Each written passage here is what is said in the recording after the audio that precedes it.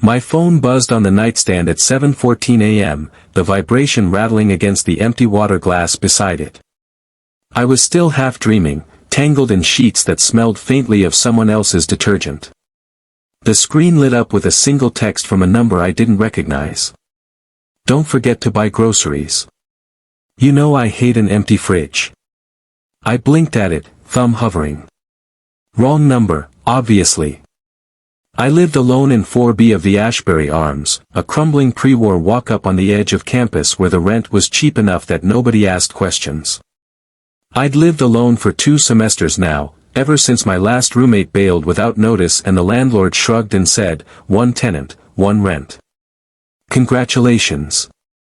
I rolled over to go back to sleep. Then I smelled it, eggs. Someone was frying eggs. The kitchen was 20 feet down the hallway, past the bathroom and the closet I never opened because the door stuck. I sat up slowly. The smell was unmistakable, butter, pepper, the faint sulfurous note of yolk just starting to catch on the pan. My stomach growled in betrayal.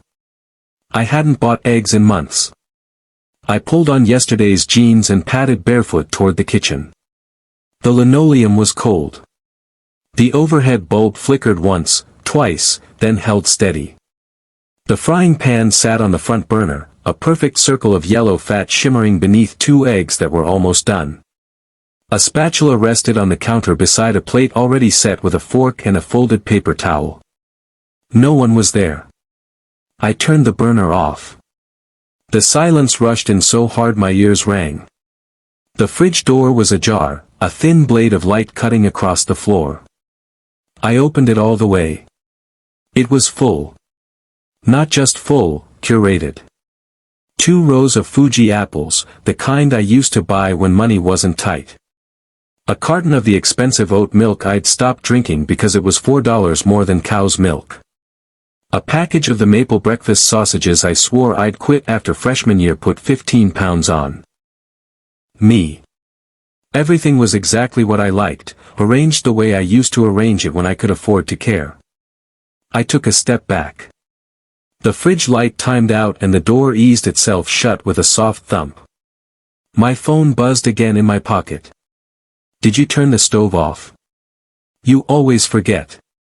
I stared at the message until the screen went dark, then stared at the black reflection of my own face.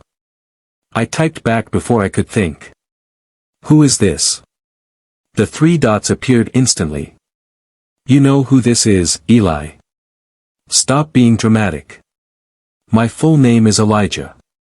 Only one person ever called me Eli. Ronan. Ronan who moved out 14 months ago after the fight.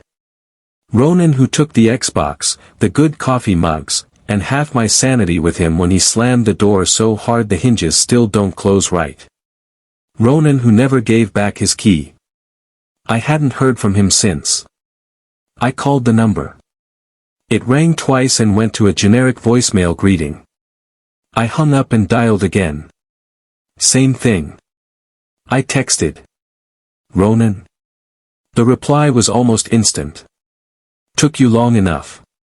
I'm in the shower. Pick up milk on your way home from class. The oat kind, not that almond garbage you tried last time. I stood in the middle of the kitchen clutching my phone like it might bite me. Water started running in the bathroom. The pipes in the Ashbury Arms are old, they knock and groan like something dying every time someone turns on a tap. I heard them now, the familiar metallic shriek, then the steady hiss of the shower. Steam curled out from under the bathroom door. I walked toward it, floorboards creaking under my weight. My hand closed around the knob. Locked. Ronan? My voice cracked like a 12-year-old's. The water shut off. Silence. I knocked. Ronan, open the door. Nothing. Then the lock clicked. The door opened by itself, just a few inches. More steam rolled out, thick and smelling of the same cedar and citrus body wash he used to steal from me. The bathroom was empty. Towel on the rack, my gray one, the one he always claimed was his. Water droplets clung to the shower curtain, sliding down like they'd been disturbed seconds ago. The mirror was fogged except for a single handprint at eye level. 5 fingers, too long, palm too narrow. I backed out and closed the door. My phone buzzed. You used all the hot water again. Asshole. I didn't sleep the rest of the day. I went to class because not going felt crazier than going. I sat in the back of Psych 301 and stared at my phone under the desk. No new texts. When the lecture ended, I walked home through slush and exhaust fumes, rehearsing what I would do when I opened the door: call the cops, change the locks, burn sage, move to Canada, something. The apartment smelled like garlic and tomatoes when I stepped inside. A pot of marinara simmered on the stove. The sauce was thick, almost black at the edges, the way Ronan made it when he was in a good mood. A post-it was stuck to the backsplash. Welcome home, Eli. Eat before it gets cold. I lifted the lid. The sauce bubbled lazily. Something pale floated in the center, a chunk of onion, maybe. I grabbed a spoon and fished it out. It was a tooth. Molar, root still red. I dropped the spoon. The tooth clattered into the sink. My phone buzzed on the counter where I'd left it. You're overreacting. It's just garlic. You always hated when I left the skins in. I unplugged every appliance. I checked every room twice. Closets, under the bed, fire escape. No one. Nothing.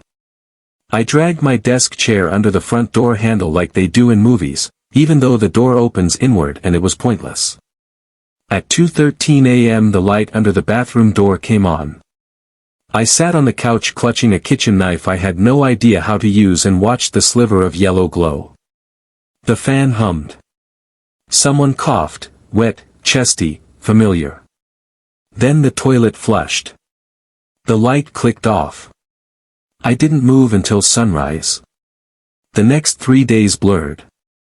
I stopped going to class. I barely ate. Every time I dozed off, I woke to new evidence: dishes in the sink that hadn't been there, my laundry folded on the radiator, the TV paused on the exact episode of The Office I'd fallen asleep to in sophomore year when Ronan and I binge-watched the whole series in one weekend. The texts never stopped. You left the window open. It's free. Freezing. Close the cereal box all the way, you animal. I borrowed your blue hoodie. Hope that's okay. I replied sometimes, frantic, pleading. Mostly I just read them until the words stopped making sense. On the 4th night I broke. I sat on the kitchen floor at 3 a.m. surrounded by every light in the apartment blazing and typed. What do you want? The reply took 37 seconds. I want things how they were. I cried then. Ugly, snotty crying that left me gasping. Because part of me, the exhausted, lonely part, wanted that too. Before the fights, before the screaming about money and dishes and whose turn it was to take out the trash. When we stayed up until dawn quoting Vine compilations and splitting the last beer. I typed.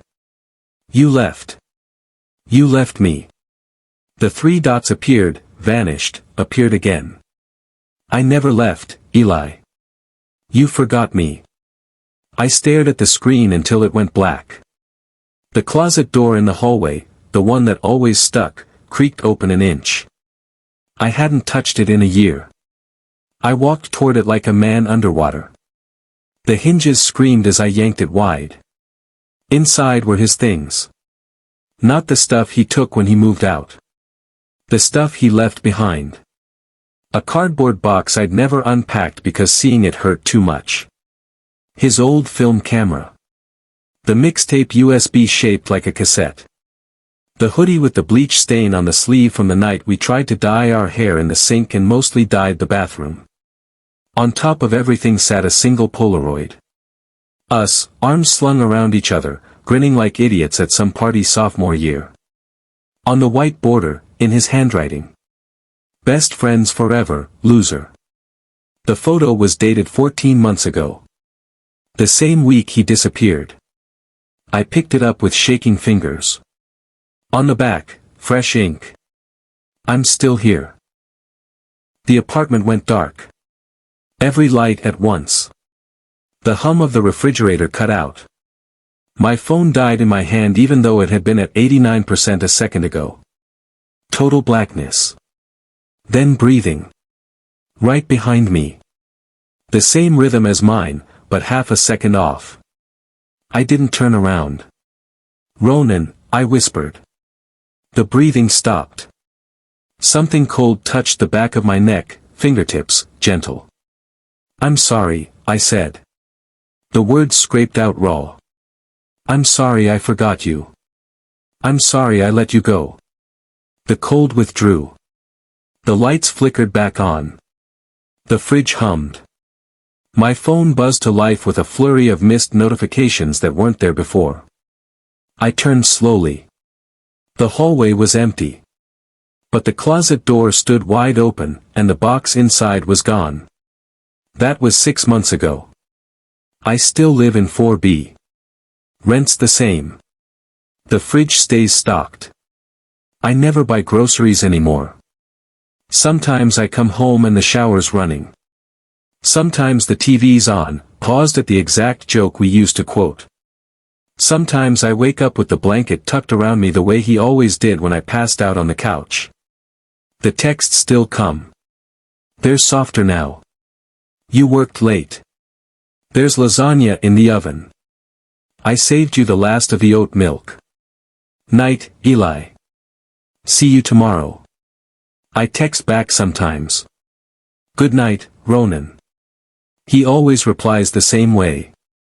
"Wouldn't miss it." I never told anyone what happened. Who would believe me? The landlord still thinks I live alone. My friends think I finally got my shit together because I stopped ghosting plans and started laughing at jokes again. Some nights I sit on the couch with 2 beers and set one on the coffee table across from me. It's always empty by morning. I don't know what he is now. Ghost, hallucination, punishment, forgiveness. Doesn't matter. He never left. And I won't forget him again.